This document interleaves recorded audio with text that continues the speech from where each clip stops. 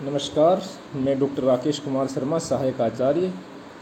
आज हम महाराजा सूरजमल ब्रज विश्वविद्यालय के अर्थशास्त्र विषय का जो बीए थर्ड ईयर का फर्स्ट पेपर है, समष्टि आर्थिक सिद्धांत, मैक्रो इकोनॉमिक थ्योरी, उसका लेसन 9 अध्याय 9 मुद्रा के परिमाण सिद्धांत का अध्ययन करेंगे। तो मुद्रा के जो परिमाण सिद्धांत हैं वो अनेक अर्थशास्त्रियों ने प्रस्तुत किए हैं।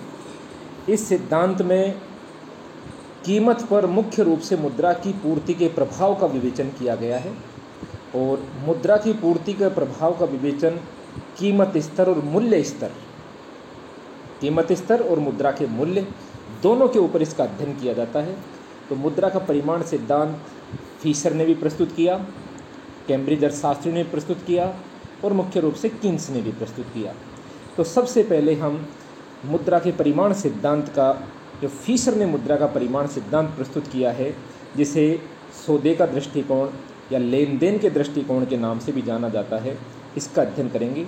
और प्रोफेसर इरविन फिशर ने यह सिद्धांत अपनी प्रसिद्ध पुस्तक the purchasing power of money में इसका विस्तृत विवेचन किया है, विस्तृत अध्ययन किया है।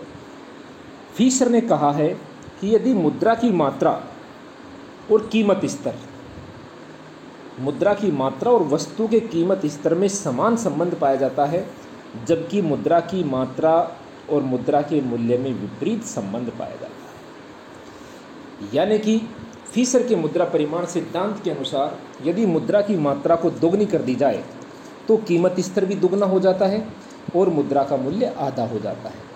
इसके विपरीत यदि मुद्रा की मात्रा आधी कर दी जाए तो कीमत स्तर आधा हो जाता है और मुद्रा का मूल्य दोगुना हो जाता है। इसी प्रकार यदि मुद्रा की मात्रा चौगुनी कर दी जाए तो कीमत स्तर चौगुना हो जाता है और मुद्रा का मूल्य चौथाई हो जाता है। और यदि मुद्रा की मात्रा चौथाई कर दी जाए तो कीमत स्तर भी चौथाई हो जाता है और मुद्रा का मूल्य चौगुना हो जाता है। तो ये जो सिद्धांत इन्होंने प्रस्तुत किया है, मुद्रा का परिमाण सिद्धांत, प्रोफेसर इरविन फिशर ने, इसमें मुद्रा की मात्रा और मुद्रा के मूल्य में समान संबंधों को दर्शाया है, जबकि मुद्रा की मात्रा और मुद्रा के मूल्य में विपरीत संबंधों को दर्शाया गया है। तो इस सिद्धांत का अध्ययन करने के लिए उससे पहले मुद्रा के फीसर के मुद्रा परिमाण सिद्धांत की कुछ मान्यताएं ली गई हैं, जिसमें उन्होंने एम व एम डैश में समान आनुपातिक संबंधों को दर्शाया गया है और वो स्थिर रहते हैं।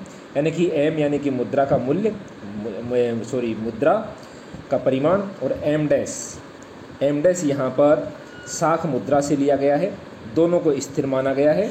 एम करेंसी की मात्रा आ जाती है और एम डैश में मुद्रा की मात्रा, जो साख मुद्रा, जिसको कि बैंक जमाओं के रूप में भी सूचित किया जा सकता है। इसी प्रकार एम व एम डैश में समानुपातिक संबंध, मुद्रा की आय का जो प्रचलन वेग है उसको स्थिर रखा गया है। साख मुद्रा के प्रचलन वेग वी डैश को भी स्थिर रखा गया है।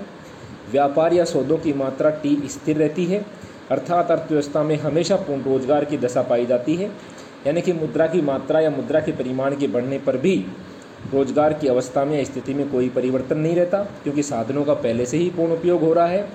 और मुद्रा विनिमय के माध्यम का कार्य करती है, संचय को इसमें नहीं दर्शाया गया है। यानी कि मुद्रा के द्वारा मूल्य संग्रह का कार्य नहीं किया जाता है। अर्थव्यवस्था में वस्तु विनिमय प्रणाली नहीं पाई जाती है और सारे के सारे लेन देन मुद्रा के माध्यम से ही संपन्न किए जाते हैं। और यह जो सिद्धांत है, ये दीर्घ काल में मुद्रा और कीमतों के संबंधों को दर्शाता है। और इसमें फिशर ने जो सिद्धांत प्रस्तुत किया है वो किया है P बराबर mv plus m dash v dash upon t।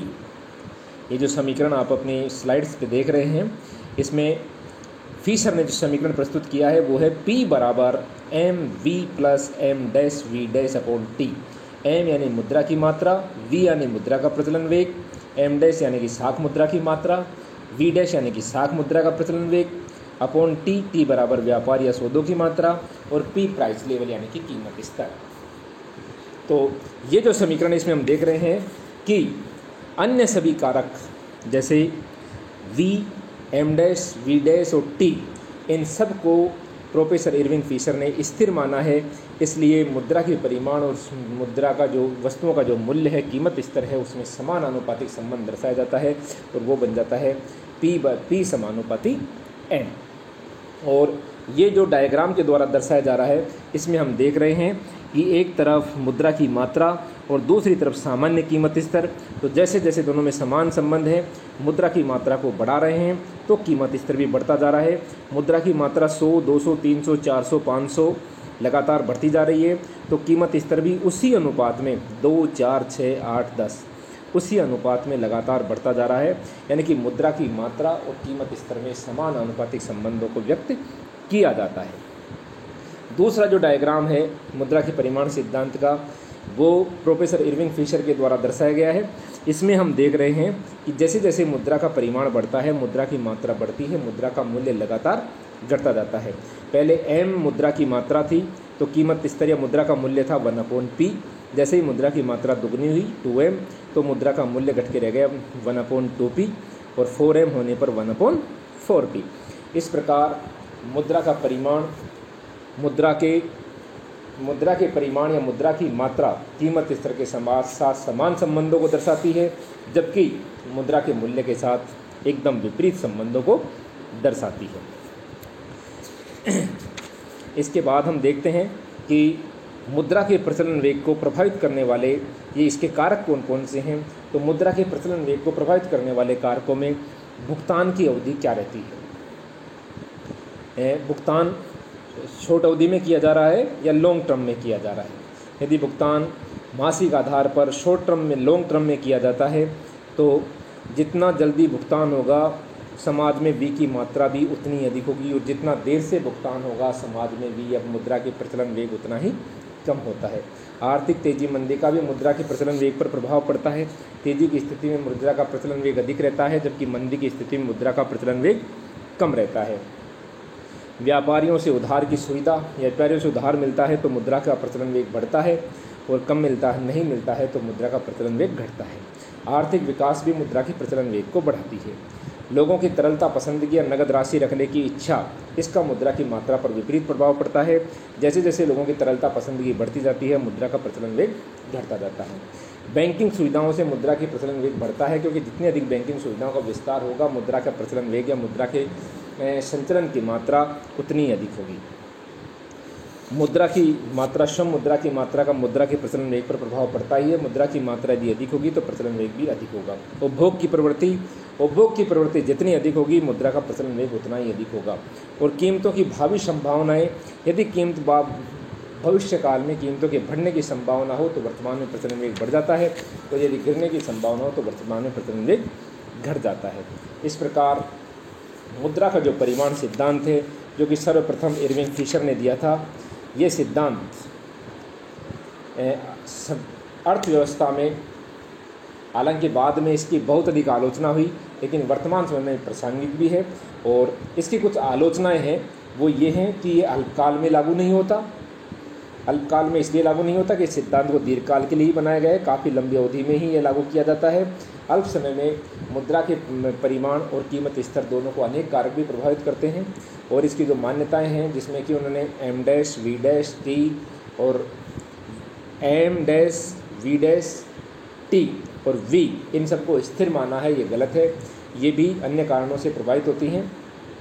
पूर्ण रोजगार की स्थिति को सिद्धांत मान करके चलता है, जो कि वर्तमान में संभव नहीं है। इस सिद्धांत में M का प्रभाव तो P पर बताया गया है, लेकिन P का प्रभाव M पर नहीं बताया गया है। इसकी सीमित उपयोगिता को दर्शाता है। इस सिद्धांत में मुद्रा की मात्रा के परिवर्तन का सीधा प्रभाव तो कीमत स्तर पर देखा जाता है, लेकिन कीमत स्तरों में परिवर्तन का प्रभाव मुद्रा की मात्रा पर नहीं देखा जाता। और इसके अतिरिक्त ये सिद्धांत की आलोचना इस बात से भी की जा सकती है कि कीमतों पर केवल और केवल सिर्फ और सिर्फ मुद्रा के परिमाण का ही प्रभाव नहीं पड़ता, बल्कि अन्य कारक भी मुद्रा के परिमाण या कीमत स्तर को प्रभावित करते हैं, जैसे एकाधिकार, लागत वृद्धि के नियम, तकनीकी प्रभाव, अन्य कारण भी कीमत स्तर को प्रभावित करते हैं। इसमें मुद्रा के प्रचलन वेग को तो स्वीकार किया गया है, लेकिन वस्तुओं के प्रचलन वेग की उपेक्षा की गई है। इस प्रकार ये सिद्धांत अनेक कारणों से इसकी आलोचना करते हुए इसको नहीं माना गया, लेकिन मुद्रा के परिमाण सिद्धांत का ये प्रारंभिक आधार है, फिशर का मुद्रा परिमाण सिद्धांत, और जिसमें सिर्फ और सिर्फ एक ही बात कही जाती है कि यदि मुद्रा की मात्रा को बढ़ाया जाए तो कीमत स्तर बढ़ता है, और मुद्रा की मात्रा को घटाया जाए तो कीमत स्तर घटता है। लेकिन मुद्रा के मूल्य के साथ मुद्रा की मात्रा का विपरीत संबंध होता है। यदि मुद्रा की मात्रा या मुद्रा का परिमाण बढ़ता है तो मुद्रा का मूल्य घटता है, और यदि मुद्रा का परिमाण घटता है तो मुद्रा का मूल्य बढ़ता है। इस प्रकार ये मुद्रा का परिमाण सिद्धांत था। बहुत बहुत धन्यवाद।